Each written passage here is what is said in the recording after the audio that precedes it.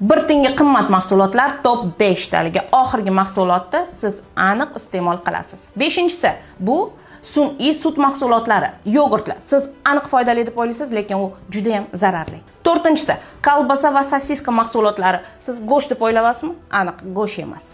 3-inchisi snakelar, chips va kireshki mahsulotlari, ular aniq 1 tiyinga qimmat. Ikkinchisi, siz yaxshi ko'rib, mehr beraman deb o'ylagan qandolat mahsulotlaringiz, har xil shirinliklar, uyga olib borsam bolalarim, ayolim xursand bo'ladi deb o'ylagan narsalaringiz sizga aniq zararga ishlaydi. Shuning uchun qandolat mahsulotlari ikkinchi o'rinda. Birinchi o'rinda siz iste'mol qiladigan shirin va gazli ichimliklar. Ular sizlarning sog'lig'ingizga juda ham zarar keltiradi va ko'pincha shirin ichimliklar ichmang deganimda faqatgina baklashkadagi ichimliklarni tushunishadi. Eslatib o'taman, sok mahsulotlari, kompot mahsulotlari, kichkinagina idishdagi bolalar uchun foydali deb ishlab chiqarilgan sok mahsulotlari ham organizm uchun zararli.